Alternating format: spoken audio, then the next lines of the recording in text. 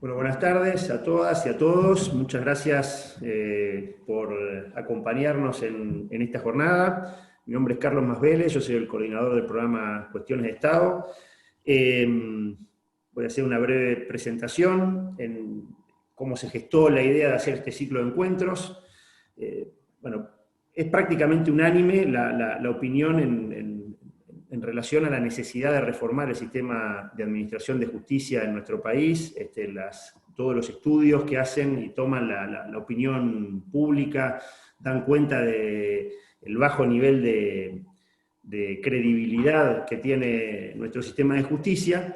Y en este sentido, con Álvaro Herrero veníamos conversando sobre la necesidad de tener algún espacio, no tanto de análisis de la coyuntura, sino tal vez más enfocarnos en cuáles deberían ser los procesos, los métodos, la construcción de los consensos, la definición o identificación de las prioridades, sobre la base de qué evidencia, de qué elementos, de qué estadísticas, de qué datos, para construir una política pública, digamos, que tenga que ver con, bueno, justamente la reforma de uno de los tres poderes del Estado.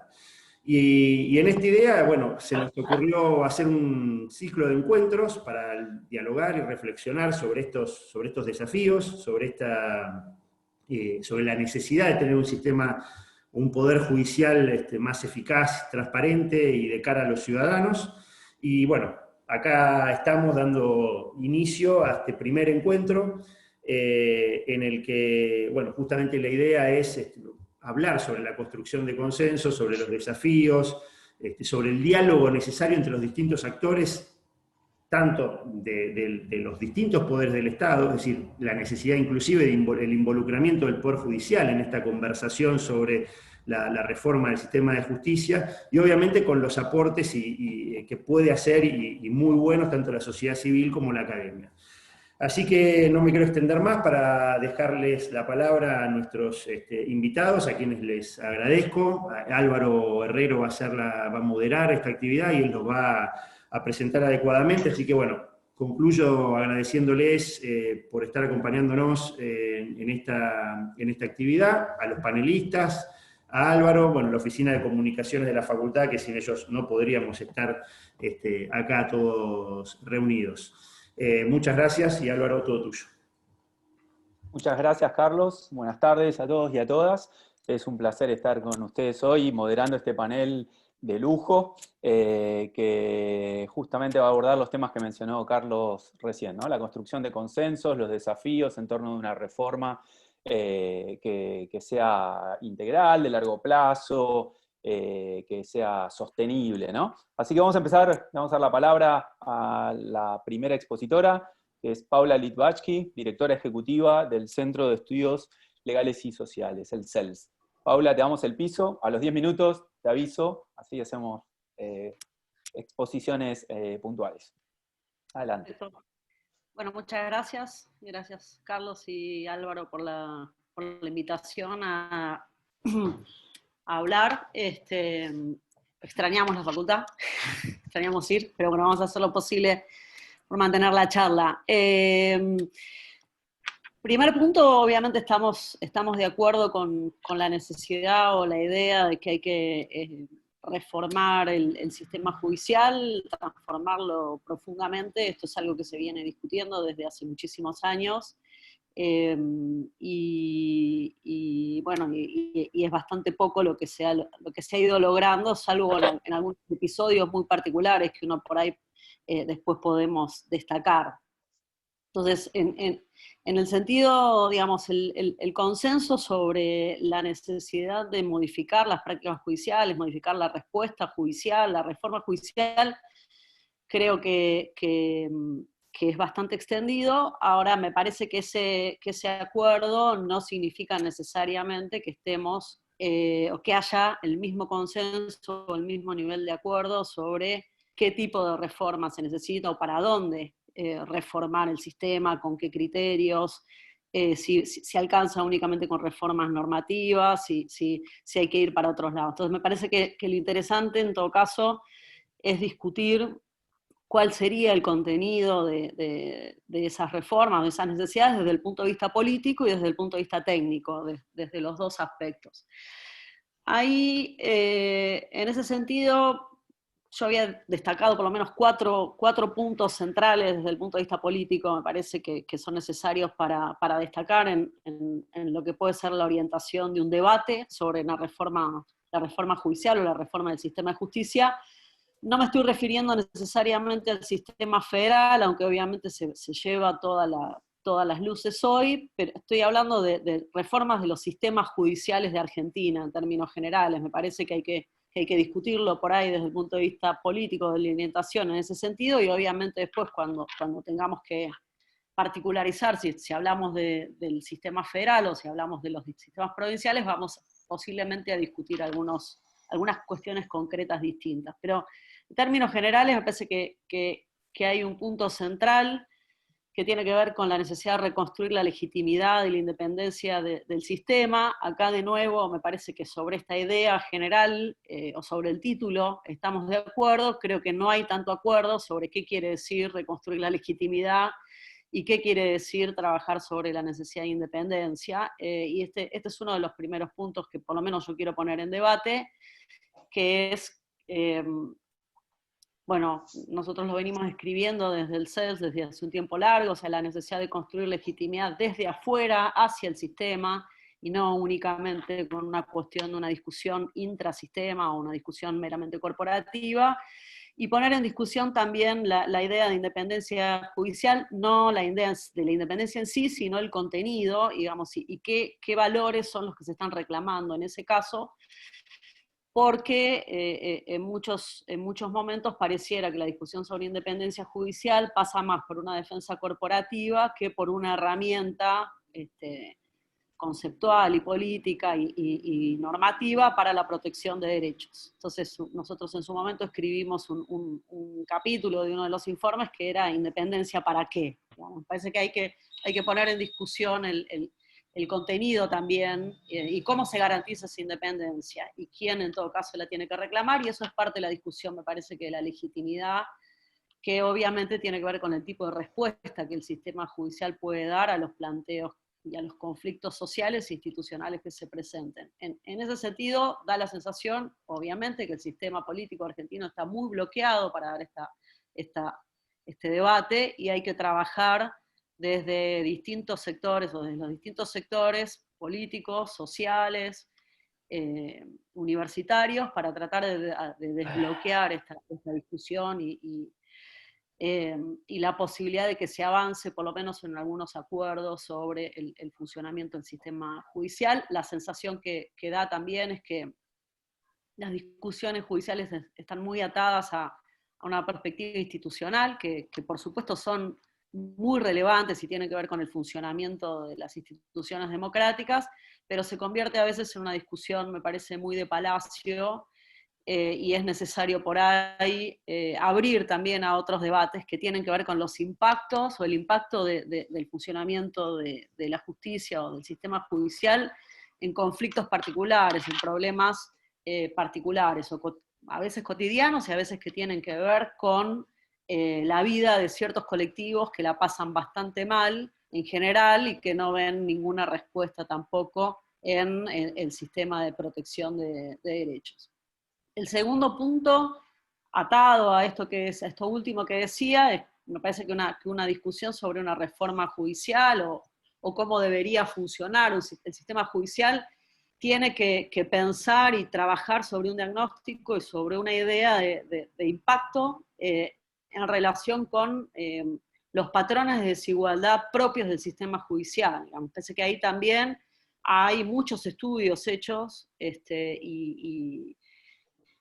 y bueno, cuando uno transita los tribunales, digamos, tiene las clínicas de interés público, organismos de derechos humanos y demás, que las respuestas son clasistas, machistas, por no decir patriarcales, digamos, y que en general, por el tipo de de funcionamiento que hay, y el bloqueo también a nivel político con relación con la justicia, terminan consolidando o, digamos, pareciera muy difícil poder trabajar sobre esta respuesta tan desigual por parte del sistema judicial.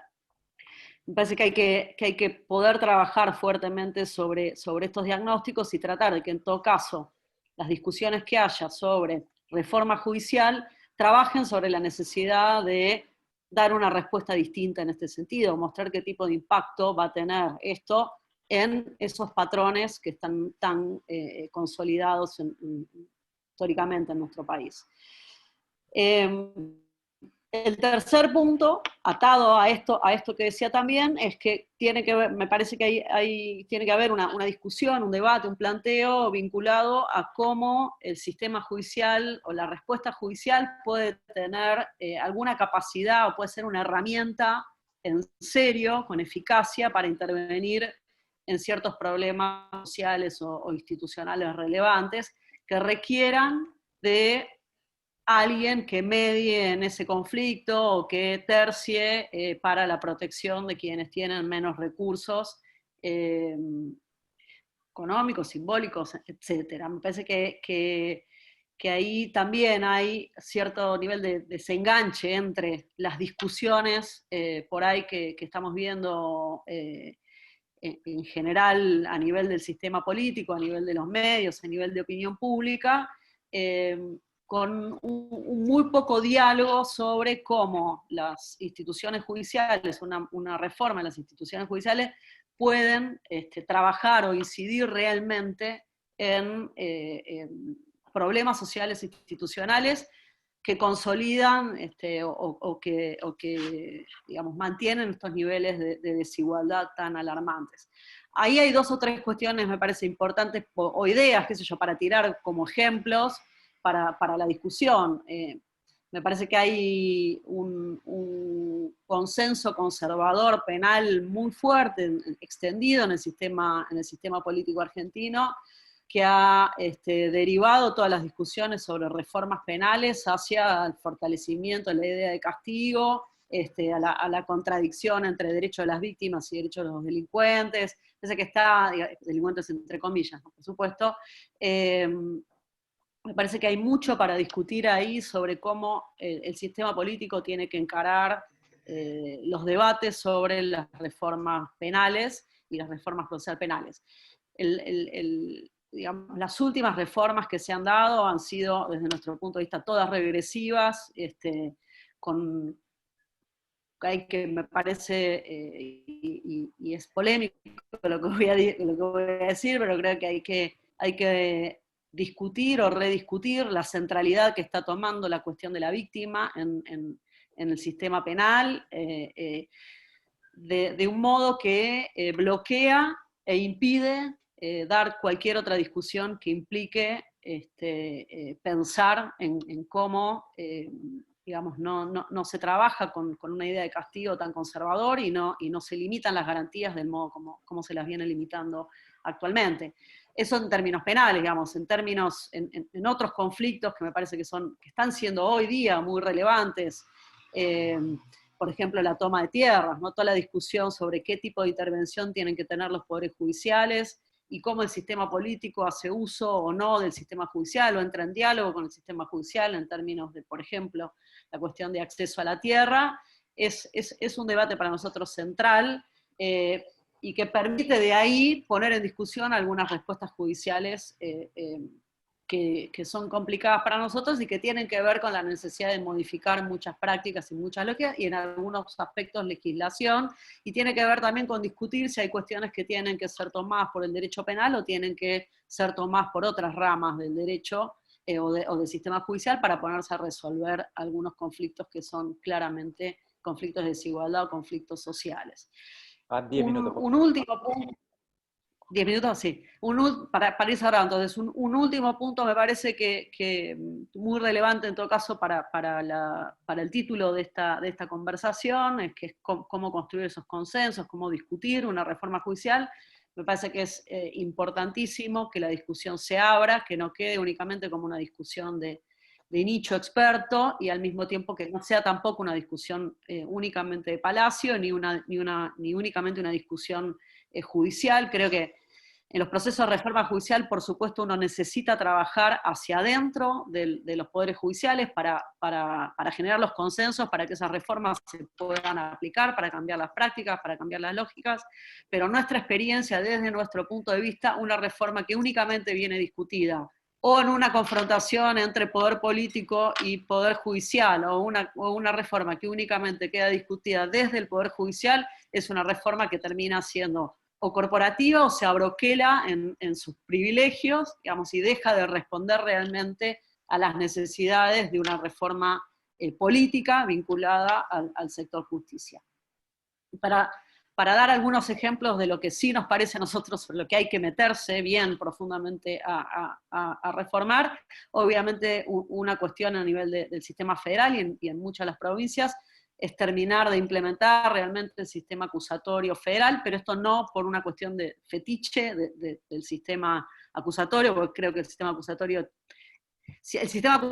aplicado hoy con este consenso conservador que existe va a ser igual picadora de carne que viene siendo el otro, pero me parece que arregla algunas cuestiones institucionales y clarifica por lo menos función del Ministerio Público Fiscal, función de los jueces, función de la defensa, y permite avanzar por lo menos en la discusión de alguna lógica de funcionamiento del sistema penal que le dé mayor racionalización. Y obviamente atado a eso toda la cuestión carcelaria, que no es discusión, no lo tenemos como punto de discusión acá, pero que es central en cualquier discusión de reforma penal.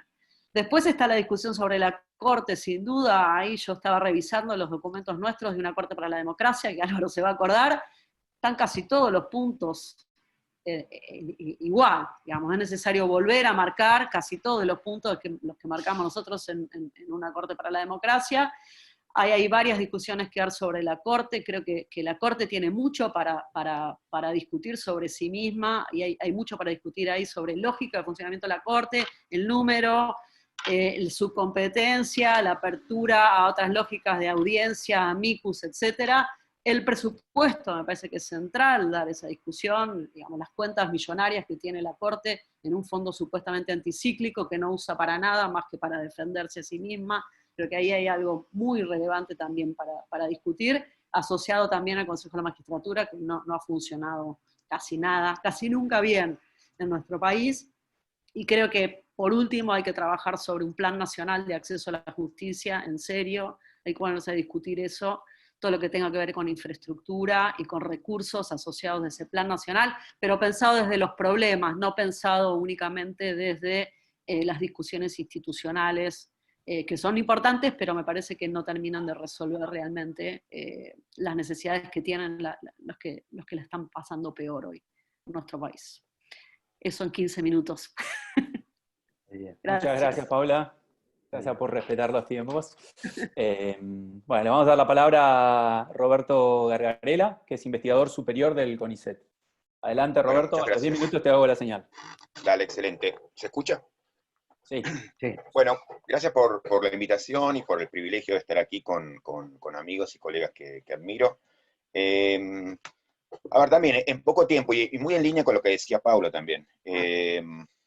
Primero, efectivamente, yo creo que estamos de acuerdo en que es necesario, que es urgente una reforma integral y profunda del Poder Judicial, que tiene muy poco que ver con lo que se ha estado discutiendo en el último tiempo, y en particular con esta última reforma. Yo la critiqué esta por distintas razones que no voy a ingresar ahora, pero me parece que digamos, el procedimiento que se escogió es el peor indicado, es inoportuna, los medios que ha escogido, digamos, son inadecuados, los fines que se ha fijado son también criticables, y las omisiones en las que incurre también son demasiado serias. Pero dejo eso entre paréntesis, aunque, digamos, podría ser también el centro de la presentación. Yo, en parte por no repetirme, quería pensar en una reforma posible, y quería decir dos cosas, sobre todo una sobre procedimientos y otra sobre contenidos. Me voy a centrar sobre todo en los contenidos. Pero primero sobre los procedimientos, diría que siempre, pero muy en particular, cuando se va a cambiar las reglas de juego, y cuando se quiere cambiar las reglas de juego mientras el juego se juega, digamos, es imprescindible ser ultra cuidadosos en términos, digamos, legislativos, constitucionales, normativos, en la materia, y el principio debería ser, digamos, el principio del acuerdo político democrático. Ahora, digamos, entonces, otra vez, creo que eso no es decir nada, sino que significa decir algo que es muy crítico respecto de cómo se han estado llevando adelante todas las últimas reformas judiciales, que como bien decía Paula, han sido reformas de cúpula, y el presupuesto que uno debería pensar, digamos, y yo creo que sirve para Argentina como sirve para cualquier país, digamos, es el presupuesto con el que nuestros padres fundadores, entre comillas, pensaban, es que las reformas que son sobre las reglas institucionales que se hacen mientras el juego se juega, uno debe presuponer que quien las reforma, quien domina el juego, las va a hacer en su favor. Pero no porque esté en gobierno el peronismo, el antiperonismo, que sea. Esa es una regla con la cual tendemos a pensar y se tiende a pensar en el mundo la reforma. Por eso es muy importante abrir el juego. Y cuando digo acuerdo político democrático, no hablo de un acuerdo entre las cúpulas partidarias, sino hablo de un acuerdo que es un acuerdo sobre todo ciudadano, un acuerdo que resulta de un debate público inclusivo y que incluye, obviamente, a actores que son centrales que tienen que ver con los partidos políticos. Pero no se trata de un acuerdo que, digamos, ni una reforma creada ni por los propios actores, aunque deben ser obviamente escuchados los actores judiciales, y tampoco es una reforma que debe ser monopolizada por los cuerpos políticos, los partidos políticos principales. Es una reforma que debe montarse en un acuerdo ciudadano, en un acuerdo democrático, y que ese acuerdo también debe trasladarse al debate público dentro del legislativo. En ausencia de ese debate público inclusivo y que se extiende más allá de las puertas del Congreso, tenemos un problema que es político, que es moral y que es constitucional. Bueno, más un poquito sobre lo que más me importa, que es el contenido. Habría mil cosas para decir al respecto, el tema es extraordinariamente importante y amplio. Yo me quiero centrar en 4 puntos también, que son, yo creo que 4 grandes cambios en el paradigma de cómo se pensaba el Poder Judicial y cómo deberíamos pensarlo hoy. Digamos, también cada uno de estos temas requeriría un desarrollo muy amplio, lo voy a hacer de modo muy sucinto y por tanto también dogmático, pero entiendo que cada una de las cosas que digo se puede sostener o la puedo sostener si preguntamos al respecto. Primero es que ha habido un cambio extraordinario en cuanto al contexto político social que dio sentido en su momento a una organización judicial como la que en Occidente o en el continente americano adoptamos. Yo diría que hoy una reforma debería estar orientada de modo muy particular a pensar, a responder a los grandes desafíos que yo creo que enfrenta el mundo judicial en este momento, y que yo resumiría en 2, que tomo uno como la contracara del otro: la desigualdad y la impunidad. Yo diría que ese es el gran drama de la organización judicial, muy particularmente en Argentina, muy en particular en América Latina. La clase dirigente se ha autonomizado, y eso le ha permitido, digamos, pactar entre ellos, autoprotegerse, distribuir beneficios dentro de la élite, y eso en completa independencia de lo que ocurre a nivel ciudadano. El modo en que hoy se está pensando la reforma judicial es simplemente una expresión, yo diría, caricaturesca, digamos, triste si no fuera, digamos, digamos caricaturesca, de esto que señalaba. Entonces, el primer punto tendría que ver con ese, cómo hacer frente a ese drama de la desigualdad que se traduce en impunidad de la clase dirigente. El segundo punto tiene que ver también con una cuestión que hablaba Paula, que es la cuestión de la independencia. Yo creo que también merece ser repensada la idea de la independencia. Entiendo que, digamos, y esto es polémico, pero entiendo que desde el momento en que se comenzó a diseñar el Poder Judicial tal como lo conocemos en América, la idea de independencia, y eso, por ejemplo, no sé, Madison, Federalista 49, se pensó la independencia como separación, la independencia como separación de la ciudadanía. ¿Por qué? Porque se asumía que un poder judicial muy vinculado con la ciudadanía iba a quedar como atrapado por las pasiones ciudadanas del momento. Entonces la idea era, necesitamos independencia. ¿Y qué es independencia? Separarlo de la ciudadanía. ¿Por qué? Porque si no quedan agobiados. Entonces no son electos, entonces tienen estabilidad en los cargos, entonces no son accountable directamente a la ciudadanía. Era un modo de pensar, yo diría, es un modo que hoy desafiamos de 1000 modos. Y entonces yo diría hoy, contra eso, ¿cómo hacemos contra eso? para reconectar a la organización judicial con el debate público y con, digamos, acercar a la ciudadanía al Poder Judicial. ¿Cómo hacer para acercar a la ciudadanía que se intentó explícitamente separar del Poder Judicial? Hoy uno de los grandes problemas tiene que ver con eso, que es el acceso y con la distancia con la ciudadanía. El tercer punto tiene que ver con el modo en que se pensó la idea de imparcialidad. Es más complicado, nos lleva para otro lado, pero para mí es interesante y lo dejo aunque sea anotado. Yo creo que el modo en que se pensó la racionalidad e imparcialidad judicial es lo que deriva en lo que hoy hablamos como elitismo judicial. La idea de que la imparcialidad tiene que ver con tener a un grupo de técnicos separados de la sociedad, pensando de modo aislado. Yo creo que desde hace mucho la filosofía piensa la imparcialidad de otro modo, como en relación con el debate público. Cuanto más discutimos, cuanto más pensamos en conjunto sobre, por ejemplo, los problemas constitucionales fundamentales, más chances de que pensemos de un modo respetuoso con los puntos de vista de todos. Tomemos el ejemplo del aborto. Digamos, entendimos, yo creo, que son cuestiones súper fundamentales, centrales para la vida constitucional, y que está muy bien, no es un problema, no es un insulto que abramos a la discusión pública. ¿Por qué? Porque entendemos que ganamos en imparcialidad cuando incluimos la voz de una chica de 14 años, la voz de una persona violada, la voz de una prostituta, la voz de un médico, la voz de un científico también. Pero el debate público ayuda a la imparcialidad, entendemos hoy. Ese supuesto, para mí es muy importante, y hay un cambio radical que requiere también, voy a decir algo al respecto, cambiar los modos de organización judicial. Y el último punto, de los muchos que podría escoger, pero es uno que a mí me interesa mucho, es el de la motivación. Madison, cuando pensó el diseño judicial, y yo creo que era el gran genio del diseño institucional, él dijo, en lo que es tal vez su línea más clave en todo lo que escribió, cada vez que creamos una función tenemos que pensar en dos cosas: los medios que le damos al que va a ocupar el cargo y las motivaciones. ¿Cómo hacemos para enganchar medios constitucionales con móviles personales? Una cosa que parecía rara y es crucialísima, para decirlo de un modo muy brutal. Sí, como se pensaba en su época, el gran drama era, están arrasando con la propiedad, digamos, de los más asentados. Entonces la idea es, si logramos que el Poder Judicial tenga una composición que incluya de modo muy central a miembros de esa clase que está siendo amenazada, y van a estar muy preocupados para proteger esa minoría especialmente amenazada. Quiero decir, podemos dejar eso entre paréntesis, pero había una enorme reflexión totalmente crucial sobre la conexión motivacional. Yo hoy diría, si hoy lo que vemos es, hay otros grupos amenazados, que pueden ser minoritarios o mayoritarios, mujeres, grupos indígenas, ¿cómo hacer para reforzar esa conexión motivacional? ¿Cómo hacer para que el Poder Judicial, a la hora de decidir, esté especialmente informado por esos grupos? Fíjense que es, digamos, cuando hablamos, por ejemplo, de cupo femenino, cuando hablamos de... Estamos apelando a esa idea, sabemos que, aunque asumimos que el Poder Judicial no es un poder representativo, sabemos que la conexión motivacional importa. ¿Por qué nos escandalizaría una Corte Suprema en Sudáfrica que no tuviera miembros de la minoría, o de la mayoría afroamericana, de la mayoría, digamos, negra? O en Estados Unidos que no tuvieran miembros, digamos, de las minorías afroamericanas. Porque sabemos que, aunque no sea un poder representativo, la conexión motivacional es crucial. Lo mismo con mujeres. ¿Qué pasaría si una Corte no tiene mujeres?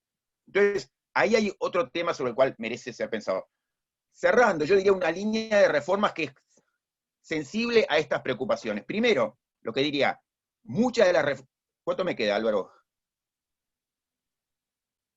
Bueno, muchas de las reformas que hemos estado transitando en materia judicial han dado completamente la espalda, han ido en la dirección, caminando en la dirección opuesta a la que uno sugeriría. Pensemos, reforma, lo que se llamó la democratización de la justicia, la actual reforma judicial, la reforma sobre el Consejo de la Magistratura. Fíjese, todas reformas hechas por la élite dirigente para autoprotegerse, para reforzar la autoprotección. Más allá del Consejo de Magistratura, un órgano que merecería una reforma, que es la abolición, pero más allá de eso, que lo dejo entre paréntesis, entiendo que esas reformas no han servido a la vinculación ciudadanía-poder judicial, no han servido a la cuestión motivacional, no han servido a la cuestión de acceso, no han servido a fundar el debate público, no han servido para favorecer el acceso de los más pobres. Desastroso, y por lo tanto, y también, digamos, mal en cuanto a que han fundamentalmente estado dirigidos a reforzar la impunidad, los pactos entre las élites. ¿Qué se podría hacer? La buena noticia sobre lo que se podría hacer es que hay muchas reformas que tenemos a la vuelta de la esquina, que hemos conocido, y que sugieren que hay muchos caminos transitables en la dirección interesante. O sea que esto tan abstracto de lo que yo hablaba tiene que ver con una cantidad de iniciativas que ya hemos conocido. Digo algunas por azar, digamos, estaban hablando 2 minutos. Paula, Álvaro, de reformas anteriores. El decreto 222 de Kirchner era una pequeña iniciativa interesante. No digo que es mi reforma, digo que es una iniciativa que es sensible a la idea de la diversidad. Por ejemplo, o formas como la tutela en Colombia, o las acciones de clase, o los cambios en materia de standing, los cambios en materia de legitimidad, son cambios que pueden tener un impacto brutal en el acceso de los más pobres al sistema judicial, y que son cambios que se pueden conseguir casi de un día para el otro. Entonces, que todas las reformas que se han llevado adelante en los últimos 10 años, aún en nombre de la democratización de la justicia, hayan ignorado lo más importante, que son reformas accesibles, al alcance de la mano, y que pueden tener un cambio revolucionario en términos de acceso de los más pobres al Poder Judicial, es un poco, digamos, indicio de la situación de alienación en que está hoy el poder. Alguna cosa más y termino, digamos, forma de revincular Poder Judicial con el debate público, audiencias. Ahora Paula hablaba del caso de toma de tierras, mesas de diálogo, formas, pero otra vez, no dejando esas alternativas como están hoy, de modo completamente discrecional de quien las puede convocar o desconvocar en un día. Las audiencias públicas, la Corte Argentina, convoca 3 un año, 4 el otro, ninguna en 3 años. ¿Por qué? Y porque hace lo que quiere. Entonces no puede ser ese tipo de revinculación, corte, debate público, estar en manos discrecionales, bajo control discrecional de quien las pone en marcha. Entonces ahí hay un camino posible y una reforma imaginable. Y lo último, digamos, sobre terminar con esa alienación y finalmente la impunidad. Y es, entonces yo diría, ¿cómo hacer para que la ciudadanía gane poder de control y decisión, sobre todo en los asuntos que involucran a la clase dirigente? ¿Qué forma? ¿Forma de jurados en casos de corrupción? ¿Formas de control, digamos, ciudadano más intenso sobre toda la dirigencia? Hay reformas imaginables. Entonces, quiero decir, hay una agenda imaginable, posible, no utópica, de reformas significativas, asequibles, que están al alcance de la mano. Bueno, diría eso. Gracias. Muchas gracias, Roberto. Justo a tiempo. Bueno, le damos la palabra a Ricardo Gil Lavedra, que es profesor consulto de la Facultad de Derecho de la UBA. Ricardo, adelante. Bueno, buenas tardes a todos y a todas. Yo también quiero comenzar por agradecer a Carlitos Más Vélez, a Álvaro, por poder participar de este ciclo, y me siento también honrado de estar integrando el panel con estos compañeros, ¿no? Bueno, nuevamente estamos hablando de reformas judiciales. Seguramente la iniciativa del gobierno de lanzar determinadas reformas ha puesto de vuelta el tema de la justicia sobre la mesa. Y digo nuevamente porque todas estas discusiones, como lo señalaron también Paula y Roberto, no son nuevas. Estamos casi desde la recuperación democrática hablando de reformas judiciales. Es cierto que la Argentina, que recuperó la democracia en el 83, se encontró con una estructura judicial, con un sistema que era cerrado, burocrático, formal, con una estructura de jueces pseudo profesionales, tan profesionales, era el juez aséptico que sobrevivió a la dictadura, que era lo mismo quien gobernaba, aplicaban la ley, fuera una dictadura o fuera un gobierno democrático, ¿no? Y además con otro problema que viene también de los orígenes. En la Argentina se juntan estructuras judiciales que son diversas. La Constitución argentina no solamente toma el modelo americano de muy fuerte desconfianza al Parlamento, porque ahí estaban las facciones que había que moderar, que había que equilibrar, sino que también toma el derecho continental europeo, que es al revés, exalta la ley, exalta al legislador, etc., y el juez incluso integra el Ejecutivo y la boca inanimada de la ley. Y esto sobre una estructura colonial indiana, es decir, de esa mezcolanza viene la estructura judicial argentina. Ahora, durante todos estos años ha habido muchísimas reformas y muchísimos intentos y discusiones. Y por supuesto que se han avanzado, hemos hecho avances, sin lugar a dudas, pero todos tenemos la sensación de que estas reformas no son suficientes y permanentemente vuelven sobre el tapete. Pero yo creo que hay un núcleo, después de tantos años de discusiones con la sociedad civil, en la academia, etcétera, hay un núcleo, yo diría, de alrededor de 6 puntos básicos en la cual hay coincidencias plenas.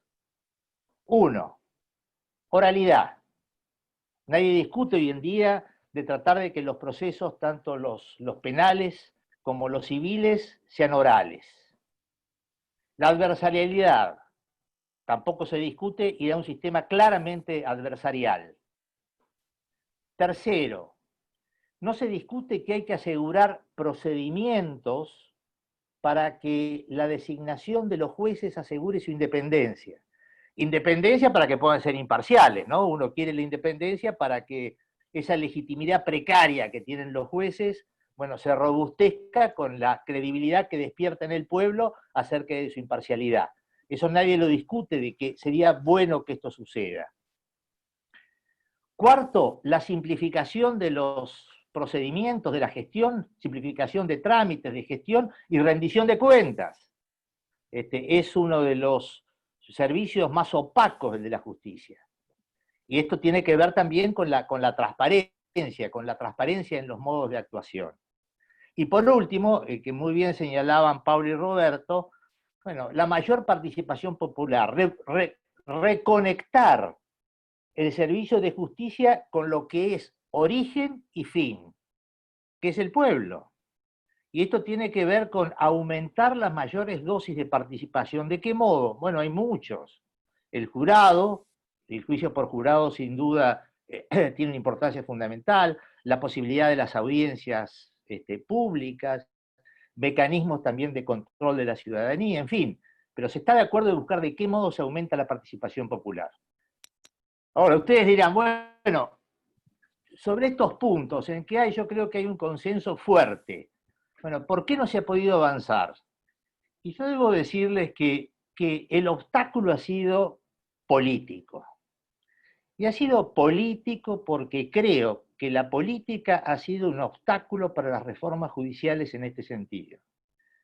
En un sistema político que tiene un poder concentrado e incluso altas dosis de discrecionalidad, de ilegalidad y de corrupción, bueno, es muy importante que un poder que está diseñado precisamente para tratar de efectuar un control horizontal entre poderes, etcétera, bueno, o sea colonizado, maniatado, o que sea de ellos. Y a través de 2 procedimientos. Uno, la gobernabilidad. Es necesario que nos dejen gobernar. Es necesario que los jueces entiendan las políticas que lleva adelante el Ejecutivo y nos dejen gobernar. En consecuencia, tenemos que tener jueces que entiendan lo que estamos llevando adelante. Y otro, lisa y llanamente, es la impunidad. Yo creo que esos han sido los 2 grandes obstáculos por el cual la política ha puesto un freno a muchas de estas reformas judiciales. Cuando no las enmascaró, porque hay muchas reformas judiciales que en realidad enmascararon estos propósitos. Y me estoy refiriendo claramente a la década del 90, con la ampliación de la Corte, para tener una Corte adicta que convalidó en ese momento los actos, las políticas de privatizaciones de ese gobierno, bueno, e incluso en una organización verticalizada, como la que se tendió en muchos momentos, aseguraba también la posibilidad de la impunidad. Bueno, otro enmascaramiento, los tiras y aflojes permanentes con el Consejo de la Magistratura, la reforma del 2006 en ese momento, que todavía tiene una tacha de incondicionalidad, bueno, la democratización de la justicia, bueno, todas estas son reformas que han tendido a enmascarar otro propósito. Ahora, mirando para adelante, todos decían, bueno, ¿qué hacer? Bueno, a ver, ¿qué hacer? En democracia no hay otra manera que tratar de fomentar, estimular, intensificar por supuesto, el debate público. No hay otra manera, no hay otro modo. Por supuesto, un debate público horizontal, con todos los interesados, etcétera. Pero no se va a poder llevar adelante estas reformas en la medida que esto no ingrese en una demanda ciudadana. No va a haber cambios, sino una demanda ciudadana que consiga materializarlos. Y ojo que los atajos, que los obstáculos que uno se encuentra en este camino son muchos. Por supuesto que yo estoy de acuerdo en la agenda que dijeron los amigos, desde ya. En materia penal hay que proseguir con el acusatorio, no porque sea panacea, y acá cuidado, porque el acusatorio va a requerir necesariamente una mejor organización del sistema de fiscales, con controles internos y externos adecuados, es decir, la puesta en práctica del acusatorio también es delicada, porque precisamente, si no, puede torcer los destinos a los que lleva, ¿no? En materia civil, obviamente, proseguir con la cuestión del proceso en audiencias, que está llevando muy buenos resultados. Claro que también estoy de acuerdo que en el caso del Consejo de la Magistratura es un tema central, porque ahora se ha transformado en una prenda de batalla el Consejo de la Magistratura, ¿no? El que tiene la mayoría, bueno, puede nombrar a los jueces que quiere o removerles. Y aparte esa barbaridad también de que la mayoría del Consejo puede desconocer totalmente los dictámenes del jurado, etc. Hay que pensar muy delicadamente cómo se vuelve al espíritu que inspiró el Consejo de la Magistratura, que no es sencillo, porque usted sabe que es un injerto del derecho continental, pero tratar de volver a reprofesionalizarlo. Yo creo que la clave es desapoderar de facultades a la mayoría del Consejo y colocarlas dentro del jurado, darle mayores facultades al jurado. Yo creo también que es muy importante la cuestión de la carrera judicial como manera de profesionalizar, etc. Por supuesto que también los cambios de modernización, por supuesto que están a la vista, y la transparencia, los datos. Es increíble que no pueda haber datos judiciales, increíble, que sea una porquería las estadísticas que se publican. Y bueno, y por último, yo creo que es estratégico también la cuestión del acceso. Fíjense que la Convención Americana dice un recurso sencillo y rápido.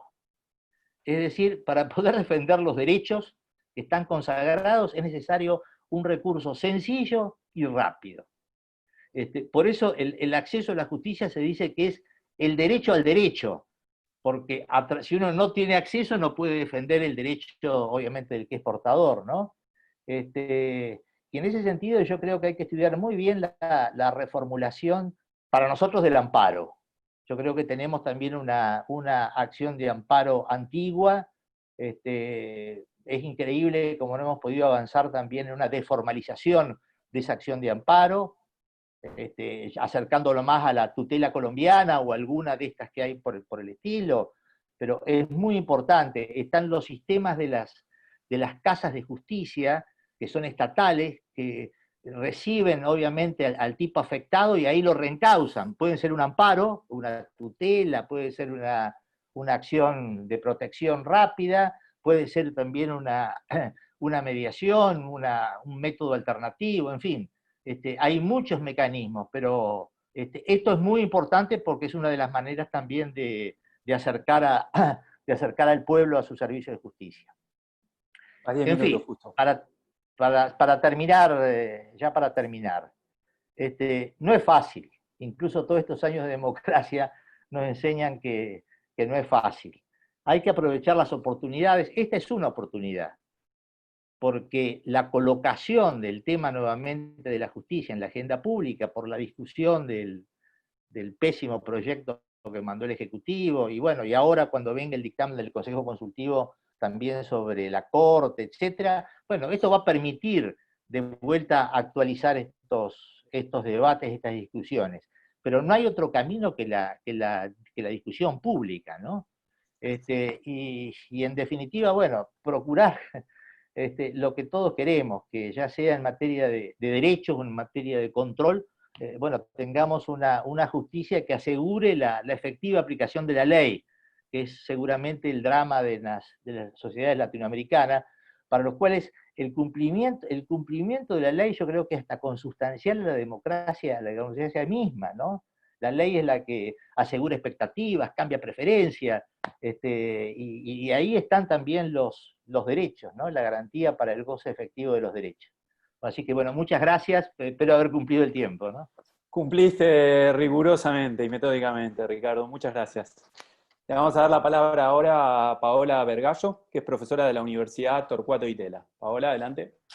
Muchas gracias Carlos y Álvaro, y como el resto, para mí es un placer estar aquí. Yo tengo una presentación, pero básicamente porque quería tratar de decir algo original en base a temas que estoy trabajando, entre otros, en la universidad y en una nueva fundación en la que estamos pensando temas de desarrollo, desde el derecho y desde los temas de género y políticas públicas. Entonces, para tratar de decir algo que agregue a lo que se dijo, que me parece que es todo, digamos, sumamente sensato, y que dado que tenemos esos consensos, más bien lo que nos falta es ponernos a trabajar, y muchas veces nos faltan los equipos y las capacidades. Tenemos muchas aspiraciones, pero la verdad es que implementar muchas de las ideas que se trajeron y sobre las que tenemos consensos cuesta mucho. Creo que se mencionó el documento Una Corte para la Democracia, que fue un poco una instancia de concreción de ideas. Quizás hagan falta iniciativas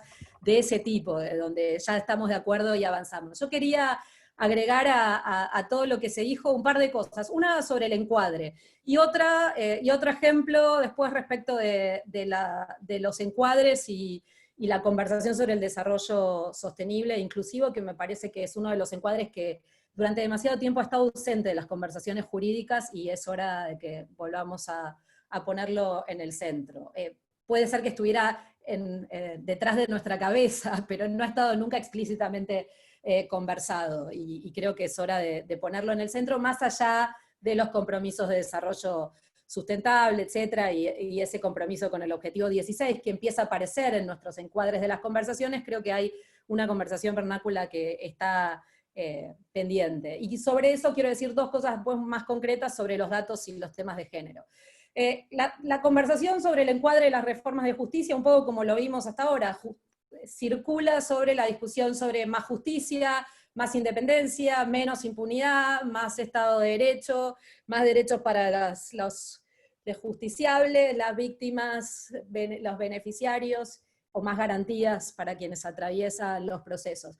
Pero me parece que hemos hablado poco de la relación que existe entre todo lo que hacemos todos y todas nosotras, lo que hace el sistema de justicia y el desarrollo sustentable e inclusivo, pero en particular el crecimiento también, digamos. Me parece que en el derecho hemos tenido una deuda grande con pensar la relación de todo lo que hacemos con la economía. Y no estoy hablando de pensar en el análisis económico del derecho, estoy pensando en los impactos de todo lo que hace el sistema de justicia en esta historia. Este es un mapa que a mí me gusta por todo lo que dice de triste sobre nuestra historia. Es un mapa en el que están las economías que fueron de altos ingresos, y el lugar que ocupamos con Rusia, Venezuela y nadie más en todo el planeta, ¿no? Y me parece que eso es necesario ponerlo sobre la mesa, porque tiene algo que ver con cómo pensamos la relación directa de lo que hacemos con muchas dimensiones, la dimensión que conecta la impunidad con la gestión de la vida pública, también en la distribución de recursos, la conversación sobre corrupción, pero no pensada en sí por el problema moral de la corrupción, sino por lo que eso significa en términos de la desigualdad y la violencia que genera un país que no deja de decrecer en términos relativos. Este es un dato de un tuit que a mí me gusta de los trabajos de Martín Rapetti, uno de los economistas heterodoxos que en los últimos años dice algunas cosas muy sensatas sobre los acuerdos elementales que también tendríamos que tener sobre hacia dónde va el país.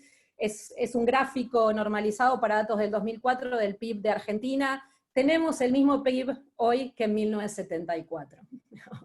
Y somos un poquitos más, con lo cual es un poco difícil hablar de todas las reformas de la justicia, hablar de desigualdad, etcétera, sin pensar un poco lo que el aparato de justicia en los últimos 30 años de transición ha tenido que ver, y los claroscuros que hay en esa historia. Y otro dato interesante es también el índice de desarrollo humano, digamos, otro dato para pensar la enorme desigualdad y la conversación que tenemos, también donde trazamos medias entre situaciones muy desiguales.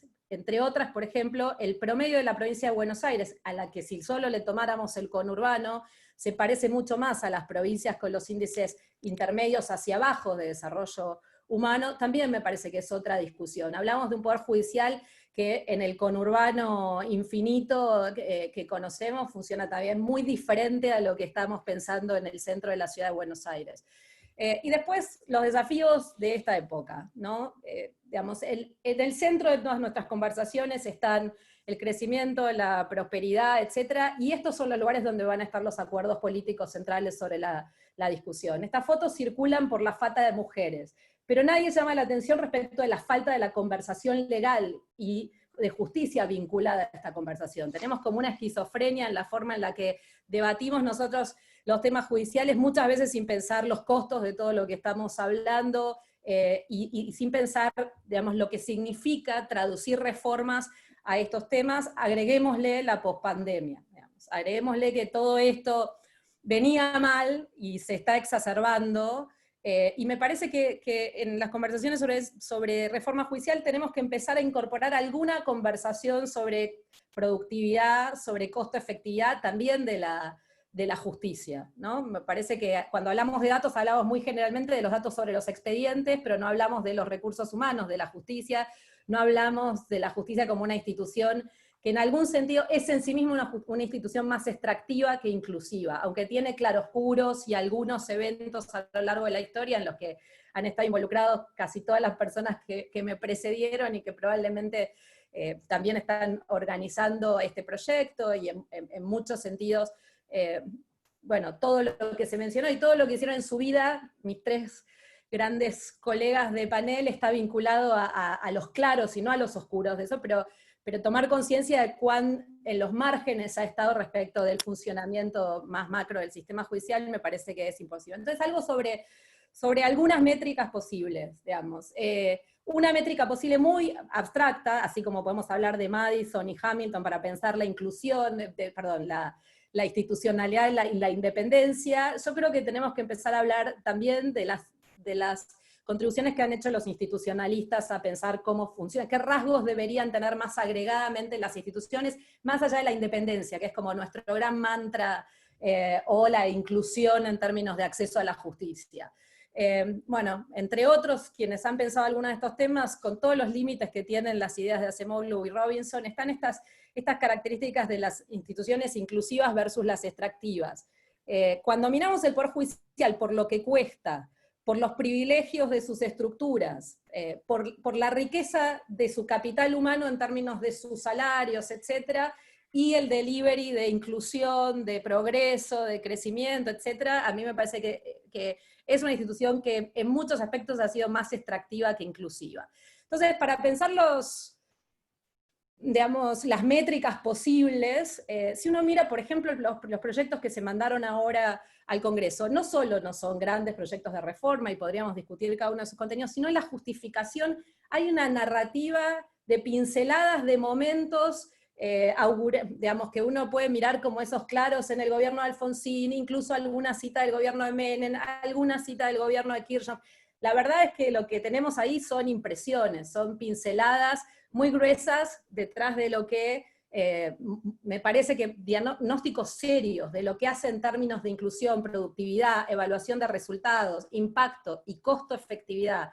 La justicia dirían algo muy distinto de lo que esas pinceladas que cita el proyecto por recordar lo positivo nos muestran. Entonces, me parece que ahí hay una conversación de cara al futuro sobre la reforma un poco más profunda respecto de qué formas de evaluar y de sustentar en evidencia las reformas de las que hablamos queremos promover. Y yo creo que son evidencias que van un poquito más de mejorar las estadísticas descriptivas de los expedientes, o de las causas, o de las temporalidades, son bastante más exigentes.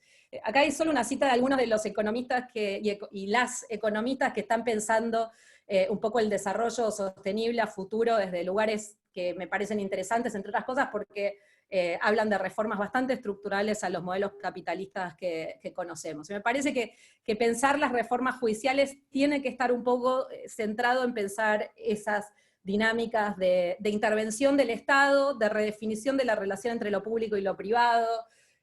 Bueno, a mí me gusta Mariana Mazzucato, entre otras cosas porque plantea que replantemos cuáles son los valores de la economía sobre los que vamos a trabajar, pero también cuál es el rol de las instituciones y las instituciones judiciales en la debacle que vive el planeta y otros desafíos como los que tienen que ver con la digitalización, etcétera, de los cuales la conversación sobre reforma judicial está todavía lejísima. Entonces me parece que también estamos en una modernización de esta conversación, porque esto que nos está pasando ya no nos está pasando en 1986 en la transición democrática, o en el 2005 después de la crisis del 2002. Nos está pasando en un mundo que hoy se lleva por delante la pandemia, pero antes de la pandemia está en un proceso de transformación y de digitalización que prevé dejar sin trabajo a cientos de personas, y en un país donde tenemos esa regresión socioeconómica, si no repensamos todo más radicalmente, me parece que vamos a estar perdiendo de vista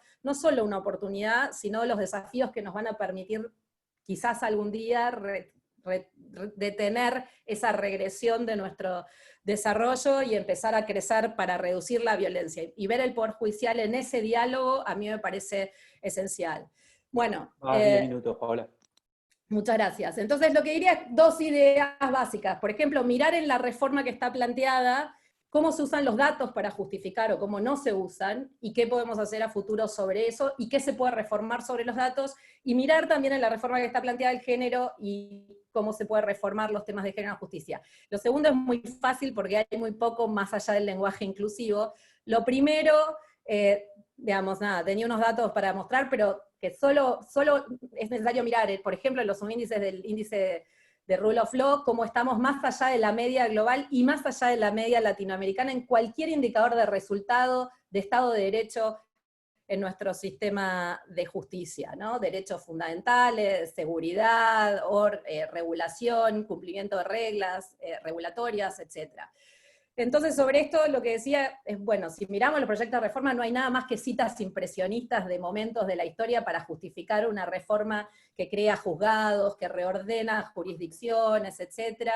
No hay datos, hay solo unos datos en una cita que incorpora un viejo proyecto del gobierno anterior, y no parece haber nada que se le parezca a la planificación basada en evidencia, mucho menos datos generados por el actual Congreso, que tiene una oficina de presupuesto, finalmente, que podría estar haciendo un análisis de costo-efectividad de la propuesta, siquiera. Respecto de los datos de accesibilidad judicial, ya se conocen los datos de CEJA y la performance de la Argentina en ese índice, que no ha hecho más que retroceder, si se fijan, del lugar 3 en el 2004 al 16 en el 2018, y al 27 en términos de la información de justicia. Estamos mejor porque los ministerios públicos nos elevan el promedio.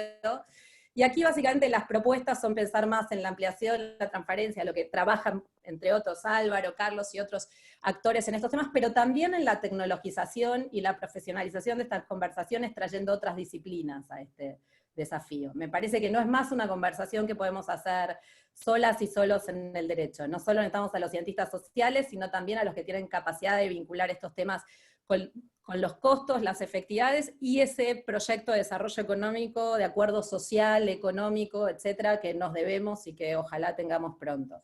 Esto es solo una copia de la página de datos que tiene la justicia española. Tiene datos sobre todo, y también datos sobre costo-efectividad, y datos sobre estructura organizacional, salario, información socioeconómica relacionada a la administración de justicia, etcétera, etcétera. La cantidad de datos que genera España desde hace un par de décadas sobre lo mismo que podríamos mínimamente tecnologizar, es nada más que un ejemplo. Y sobre el género no hay mucho más que decir, porque no hay mucho más que el lenguaje inclusivo en la conversación, y hay mucho ya hecho, y aquí solo diría algunas de las cosas que se pueden profundizar, entre otras, mirando documentos como una Corte para la Democracia, y profundizando mucho de lo que estaba ahí, y que empieza también en la diversidad de género, en el compromiso del documento del que se habló, y el decreto 222 que instancia muchas de esas propuestas. Así que aquí nada más diría que hay mucho que se está haciendo, hay que reconvertir un poco los desafíos a una agenda que tenga más que ver con la inclusión de las mujeres y las diversidades y las interseccionalidades en términos de igualdad de oportunidades materiales, digamos, ya no solo la reducción de la violencia, en lo cual ha habido infinidad de desafíos y déficits, sino más bien en el trabajo de reducción de la violencia por la inclusión de la igualdad real, digamos. Y paro ahí. Gracias. Bueno, muchísimas gracias, Paola. Gracias también por cumplir los tiempos como quienes te precedieron. La verdad que, bueno, ahora vamos a tomar algunas preguntas, mientras quizá por ahí Carlos me ayuda a mirar en el chat las preguntas y entre los dos identificamos. Una primera reacción quería hacer es que creo que hay muchos denominadores comunes entre las 4 exposiciones. Cuando pensamos en armar este evento, nos preocupamos por tener miradas diversas, incluso podrían ser, digamos, contrapuestas, ¿no?, de la realidad, y sin embargo encontramos más puntos de acuerdo que desacuerdos, ¿no? Lo cual es muy auspicioso, sobre todo en los temas que tienen que ver con esta necesidad de abrir la justicia. Lo mencionó Paula varias veces, cómo generamos consensos. Bueno, abramos la justicia. Ricardo Gilavera también, al final de la presentación, decíamos, necesitamos mayor demanda ciudadana, tenemos que poner el tema en la agenda. Ya está en la agenda porque lo puso el gobierno, pero tenemos que lograr mayor demanda ciudadana. Roberto también lo planteaba cuando hablaba de cómo solucionar temas como la impunidad estructural, ¿no? Y cómo inyectarle más frescura, más participación ciudadana a estos procesos. Paola también en las últimas diapositivas, más allá de que la idea de pensar instituciones inclusivas, ¿no?, la justicia como una institución inclusiva, creo que va en sintonía. Por ahí la pregunta para arrancar, y creo que Roberto estaba apurado que se tenía que ir, no sé si ya lo perdimos, pero es bueno, estamos ante una oportunidad para generar esa agenda, digamos, hoy, no solamente por el hecho de que el gobierno lo haya puesto en el radar, sino también estamos enfrentando una pandemia de proporciones históricas, catastróficas, que es una crisis de salud pública que se está convirtiendo en una crisis económica y que probablemente termine en una crisis de gobernanza y ponga en jaque la gobernanza inclusiva, en algunos lugares desafíe el monopolio del Estado en el uso de la fuerza pública, está agudizando tensiones históricas, por lo menos en América Latina, ¿no?, patrones históricos. ¿Creen que en este contexto del COVID nos da una excusa más para volver quizá a los tiempos de una corte para la democracia u otros momentos recientes donde había un consenso intersectorial, por lo menos con el corazón de algunas reformas? No, a ver, si tuviera que decir algo, yo creo que lamentablemente el COVID empuja para la otra dirección, digamos que en todos lados y también en Argentina ha ayudado a darle excusa y para las decisiones discrecionales del poder, del ejercicio del gobierno. Entonces, más allá de, no sé si se escucha, pero más allá de los, digamos, simpatías y enojos que tengamos hacia el gobierno de turno, yo creo que hay una cuestión también estructural que está ocurriendo y que genera esta tendencia a la concentración y la idea de, bueno, estamos en emergencia, que decidan, digamos, los pocos. Entonces, en ese sentido, me parece que el marco no es bueno, digamos, estructuralmente no es bueno, y tenemos historia para aprender de qué es lo que ha tendido a ocurrir en las emergencias. No, y por otro lado, digamos, llamaría, y cierro con esto, digamos, llamaría la atención sobre algo que a mí me sorprende mucho, que es en Argentina hace 20 años al menos, que estamos hablando desde la presidencia de la necesidad de la normalidad. Y cada cambio de gobierno ha venido justificado bajo la idea de, bueno, terminemos ahora con los enfrentamientos tontos, terminemos con la guerra y normalicemos. Y sin embargo, digamos, hay algo como que me resulta sociológicamente difícil de explicar, de por qué cuando hay un diagnóstico compartido de reconocimiento de que, pero desde la cúpula del poder, y además se reconoce como conveniente políticamente prestar atención a esa demanda que hay social por normalizar, tranquilizar, concertar. Sin embargo, digamos, recurrentemente vivimos en la disputa que se transforma en guerra desde el gobierno. Yo creo que, digamos, si hay algo que me permite explicar esto, digamos, que me resulta difícil en términos sociológicos, es eso que yo decía como la alienación de la clase dirigente que llega a un punto en donde, digamos, queda desconectada de lo que antes reconocía como pertinente. Entonces se llega al poder reconociendo esa demanda, y ya desde el poder, entonces me parece que las condiciones lamentablemente son muy malas porque es difícil el debate público en esta época, es mala por la concentración de poder, y es mala culturalmente por este hecho de que es la autonomización de la clase dirigente. Entonces, necesitamos la reforma, es urgente la reforma, necesitamos, pero montarla en un acuerdo democrático, y no parece que eso sea el camino que esté llevando. Todo pareciera llevar en la dirección contraria. Es lamentable, pero pareciera, digamos, deberíamos reconocer eso, ¿no? Lamentablemente. Gracias, Roberto. Paola, que también estabas apurada. Bueno, dale, Pau. Perdón, pero me tengo que ir a una discusión que me parece que también es interesante, que es la de la reforma constitucional en Santa Fe. Yo, como a veces hacemos contrapunto con Roberto, digamos, por supuesto yo describí una situación que es de crisis, que excede al momento que estamos viviendo y accede a la coyuntura argentina. De hecho, yo sobre la coyuntura argentina no tengo una visión tan apocalíptica, porque creo que en parte las instituciones democráticas argentinas, todas las cosas consideradas y en los procesos como los que vimos el año pasado y que todavía perviven, yo no creo que todavía se hayan destruido, muestran una reorganización del sistema político que para mí es la precondición para cualquier proyecto de futuro de nación, con lo cual en ese sentido para mí la existencia de un sistema político con dos coaliciones competitivas es la condición para que el país tenga futuro, y para mí eso existe hoy, más allá de las tensiones dentro de las coaliciones, más allá de la polarización en la batalla política, etc. Con lo cual, para mí, esa condición es previa para todas las conversaciones futuras que podemos tener. Entonces, y esa coalición, y esas coaliciones persisten hoy a pesar de todo lo que está pasando, y están pensando en el proceso electoral con candidatos, y parte de las agresiones que vemos tienen que ver con que compiten dentro de un modelo democrático de la calidad de la que podemos tener después de 100 años de idas y vueltas. Entonces, en ese sentido tengo como esa mirada más estructural del sistema político, un poco menos pesimista, quizás porque tengo expectativas muy bajas también respecto de cómo se salta de la historia del país a un modelo institucional decente.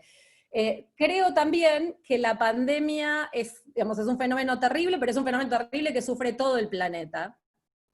Y que estábamos mal preparados, como estamos mal preparados para cualquier shock de este tipo, pero al mismo tiempo creo que el proceso de consensos con el que venimos viviendo, que se empieza quizás a tensionar con más fuerza en las últimas semanas, refleja parte de esa infraestructura que para mí permite que sigamos conversando y mejorando nuestra convivencia democrática.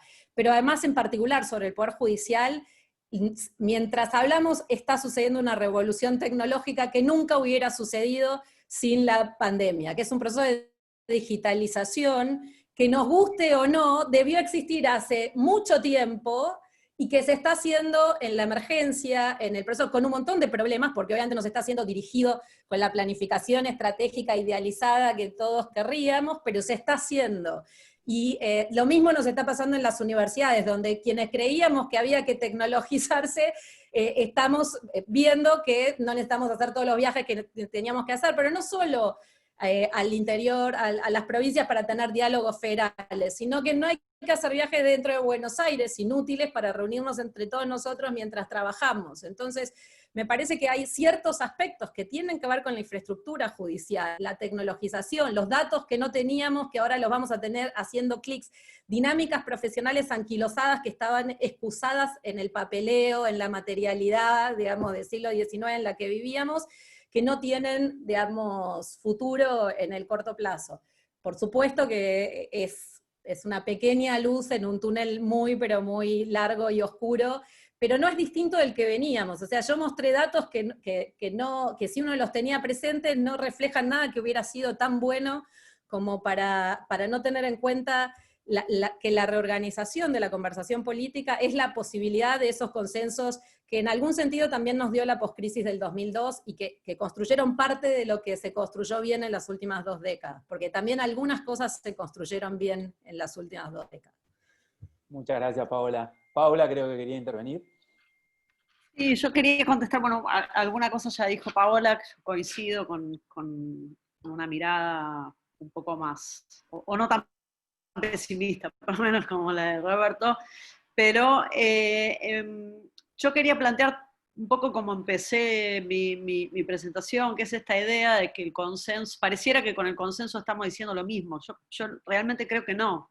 creo que podemos tener consenso sobre algunas cuestiones procedimentales y, digamos, claramente con la idea de la digitalización, digamos, la cuestión de la infraestructura y demás, como cosas que son absolutamente necesarias y revolucionarias, como dice Pau, y yo coincido, no necesariamente apuntan a un mismo modelo de justicia, digamos, y creo que también la idea de que estamos todos de acuerdo, todos los que estamos en este panel, y socialmente y políticamente estamos todos de acuerdo con el mismo modelo de justicia, no es correcto, digamos. Cuando uno dice,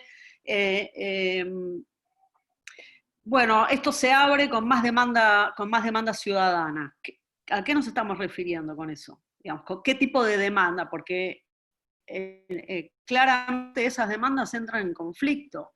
No es que hay una sola demanda, se normaliza, hay demandas que entran absolutamente en conflicto. Hablando de la pandemia, las discusiones que nosotros tuvimos ahora sobre funcionamiento del sistema penal y la necesidad de bajar el nivel de encarcelamiento por la situación de riesgo ante la pandemia, implicó un fuertísimo cacerolazo en contra, y con la idea de que había un plan magistral de liberación de detenidos que no era tal, por supuesto, que no había ningún plan. De hecho, si uno va a las cárceles se da cuenta que no había ningún plan de liberación de detenidos, y fue todo frenado por una ecuación bastante, digamos, poco novedosa respecto de cómo se genera opinión pública y, en principio, demanda ciudadana de no impunidad. Entonces, me parece que ahí hay que ir dando algunas discusiones sobre qué quiere decir esta demanda ciudadana y cómo, en todo caso, resolver conflictos en pugna, porque lo que uno puede plantear como modelo de justicia, que en lo que decía Paola, repongan cierto nivel de igualdad o cierto nivel de inclusión o crecimiento del país, implica poner en pugna intereses contrapuestos. No es que van a estar todos de acuerdo con lo que nosotros estamos diciendo. Y el Poder Judicial en algún punto va a representar o unos intereses u otros, o va a tener que dirimir de alguna manera esos intereses u otros. Entonces, me parece que ahí la conversación tiene que avanzar un poco más sobre, bueno, el sistema político, sobre consenso sobre qué modelo de justicia orientado a qué resultados, y obviamente con las cuestiones de reforma que plantea Paola, con las que yo estoy totalmente de acuerdo. Y a partir de ahí me parece que hay así como me parece que hay que discutir la cuestión de independencia, me parece que también hay que rediscutir un poco la cuestión sobre impunidad. Yo creo que sin duda hay un problema importante de impunidad, pero me parece que hoy ese punto de la discusión puesto sin absolutamente ninguna caracterización, bloquea las discusiones más que las permite, o en principio pone las discusiones en una idea, en un discurso antipolítico que me parece complicado, o pone las discusiones también en una idea que, bueno, la política es la culpable de que la justicia funcione así, y entonces la política es la que tiene que, en todo caso, dejar de querer enfrentarse al Poder Judicial, y yo creo que las culpas en ese sentido están bastante repartidas, y que el funcionamiento de nuestro Poder Judicial ha logrado tener cierto nivel de autonomía y de dependencia, o inclusive asociación con ciertos intereses políticos y sectoriales, que se ha puesto en pugna con alguna parte del sistema político que ha intentado cambiar eso.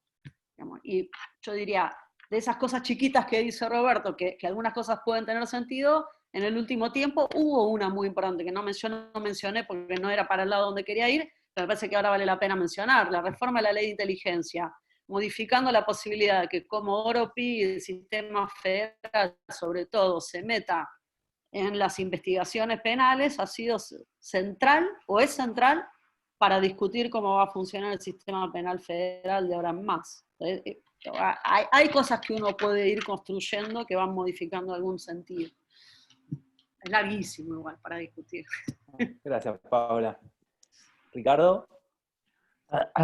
Sí, es muy difícil, que estamos en pocos minutos y los temas son enormes, y hay veces que cuando, como estás hablando en las generalidades, tendrías que bucear para adentro para ver bien de qué está hablando cada uno. Pero lo cierto es que a la pregunta original acerca de las posibilidades actuales, yo estoy de acuerdo con Roberto. A mí me parece que el momento es muy complicado. Digo que es muy complicado porque yo sinceramente creo que estamos bordeando una verdadera catástrofe económica social, ¿no? Y es muy importante poner todos los esfuerzos y recursos para tratar de mitigar todos los relevamientos de opinión que se han hecho en los últimos 2 meses, o 3, todos, tomen el que quieran, han visto que la preocupación mayor de la gente en este momento pasa, o mejor dicho, de la población, pasa por cómo van a quedar ellos su propia situación económica. Vamos a tener una tasa de desempleo fenomenal, fenomenal. Incluso ha aparecido, bueno, eso también es cierto que los medios también influyen en eso, pero la cuestión de la preocupación por la seguridad, incluso la parte de la enfermedad, de la pandemia, ha ido descendiendo. Curiosamente, cuando estamos en la meseta más alta, ha bajado la preocupación por enfermarse, probablemente porque la propia prolongación ha traído que mucha gente ya medio se harte y ya no le importe y se preocupa qué va a pasar después. En ese contexto me parece muy, muy difícil poder avanzar en el tipo de acuerdos estructurales que necesita esto, ¿no? Porque yo creo que las demandas, las necesidades de la gente es muy acuciante. Ojo, yo creo que en este caso todas las fuerzas políticas tienen un imperativo moral de poder trabajar lo más cercano posible para que la gente sufra lo menos posible y buscar caminos de salida. Por supuesto, esto no quiere decir, ahora se ha instalado el debate y hay que aprovechar el debate porque nunca es estéril. Siempre uno consigue ir avanzando y precisando cosas, etc. Por lo tanto, si vos me decís que ahora están dadas las condiciones, no. Las condiciones no están dadas ni por asomo, y hay otro tema que es insoluble, bueno, y que es la realidad. El tema de los procesos por corrupción tiene una tensión insoluble que sinceramente yo creo que van a seguir agregando situaciones estresantes a toda la discusión política, ¿no? Pero bueno, los países van avanzando así, a los tropezones, no hay avances lineales, ¿no? Y yo creo que siempre los debates son buenos. Tiene razón Paula, por ejemplo, la reforma de la ley de inteligencia, claro que está muy bien. Viene de la década del 90, cuando se le puso a la CIDE, que era un auxiliar de la justicia, y entonces le podían encargar tareas, y esto ha traído una prostitución terrible. Eso me parece muy bien. Probablemente, a lo mejor con recursos más, a lo mejor con cosas más modestas, en la medida que pueda haber acuerdo en cosas más chiquitas, a lo mejor se puede avanzar de a poco, ¿no? Gracias, Ricardo. No tenemos preguntas en el chat, tenemos muchos elogios y felicitaciones, incluso algunos diálogos que se dieron entre algunos de ustedes con los participantes. No sé si Roberto o Paola quieren hacer alguna intervención más. No, a ver, digamos, una sola cosa que diría es que yo creo que el discurso anti-impunidad no es un discurso antipolítico, sino que es un discurso fundamentalmente político. ¿Por qué? Porque uno entiende política como política democrática ciudadana, y yo creo en el debate público, y creo que en Argentina hemos tenido extraordinarias instancias de debate público. Lo tuvimos con el aborto, tuvimos un incipiente debate en materia de ley de medios, tuvimos un debate interesante en materia de matrimonio igualitario, y tenemos que tener un debate también sobre la impunidad y sobre los tremendos riesgos que eso generan. Y eso no es decir, carguemos contra la política. No, eso es esencialmente político. Eso es fundamentalmente político. La política tiene que ver sobre todo con ese debate público ciudadano, y eso es algo que merece ser reivindicado. Entonces no es un discurso, por eso, simplemente lo que quería dejar en claro es que yo creo que hay un problema que es radical sobre la impunidad, pero no de este gobierno, el anterior gobierno, es un problema de la clase dirigente, la clase empresaria, que digamos que se han estado lavando y enjuagando las manos mutuamente, y eso es un problema para todos, y que tiene que ver con esa separación, esa alienación, y tenemos que recuperarlos a través del debate público, y eso es posible. En Argentina también es posible, hemos tenido muy buenas instancias al respecto. Entonces es una reivindicación del debate político y no una crítica antipolítica, ¿no? Eso quería decir. Gracias, Roberto. ¿Algún comentario más, Paula? Si no, le paso la palabra a Carlos. Bueno, como moderador, un placer reencontrarme con ustedes, escucharlos, escuchar este intercambio de ideas, tanto en los acuerdos como en los desacuerdos. Lo que queda claro es que hay muchas oportunidades para seguir conversando, profundizando y construyendo, aún con miradas distintas, una posible agenda para la reforma de la justicia. Carlos. Bueno, agradecerles, reiterarles el agradecimiento a Paula, a Ricardo, a Roberto y a Paola, que ya tuvo que partir por otros compromisos. A mí me parece que el disenso, los matices son enriquecedores, le agregan valor al diálogo democrático, es decir, las unanimidades en general, sería un mal diagnóstico si tuviéramos miradas unánimes en todos los temas. Creo que ahí, obviamente, como decía Ricardo, hay que profundizar, son una cantidad de ejes muy importantes por donde habría que encarar esta conversación. Me parece que hay un rol que la sociedad civil, la ciudadanía en general y la academia pueden cumplir en la base, digamos, a partir de construir acuerdos que puedan imponer una agenda desde otra perspectiva, es decir, invertir desde el origen, digamos, de cierta base para encarar una reforma del sistema de administración de justicia. Sobre todo por esto que al final planteaba Roberto, y que también lo ha dicho Paula, digo, me parece que en Argentina hay una distancia entre el poder formal y el poder real que hay que atenderla, y me parece que ahí hay un rol que la ciudadanía debe cumplir, porque si no, uno percibe, digamos, que hay funcionalidad de parte del Poder Judicial, en líneas generales, en todas aquellas agendas que son de interés al poder real, y hay una funcionalidad de ciertos sectores de la política que ni siquiera son parte de ese poder real. Entonces me parece que hay que construir un consenso ciudadano fuerte, es un debate muy técnico también, por eso creo que debe ser orientado, guiado por la academia y por la sociedad civil que se dedica a estos temas principalmente. Tal vez la Argentina nunca da el momento ideal o el momento adecuado, pero sí creo que es momento de quienes entendemos que es un tema de Estado, de un tema central de la vida institucional y de la democracia argentina, bueno, tomar la iniciativa y sentarnos a hacernos cargo, vamos a hacernos responsables de no solamente comentar las iniciativas hasta acá, como se ha hecho el desarrollo histórico del 83 esta parte, que no han contribuido a modificar, sino, bueno, empezar a proponer verdaderos cambios, dejar el lugar pasivo del análisis y del comentario y ser más proactivos en la construcción de consensos, de diálogos democráticos y de acuerdos democráticos, como decía Roberto, para poder sentar las bases de una reforma que haga del Poder Judicial un poder más eficaz, más transparente y obviamente con rendición de cuentas y de cara a la ciudadanía, que atienda las necesidades de los ciudadanos. Así que agradecerle a todas y todos los que nos han acompañado en este panel, a vos Álvaro porque fuiste ideólogo de esta serie de encuentros que estamos iniciando hoy, y obviamente bueno, a Paula, a Ricardo, a Roberto y a Paola por sus extraordinarios aportes a esta conversación. Estás silenciado. Muchas gracias a ustedes. Gracias a todos. Bueno, no, muchas gracias a ustedes. Gracias. Esperamos vernos en Chao. próximos encuentros. Hasta luego. Hasta luego.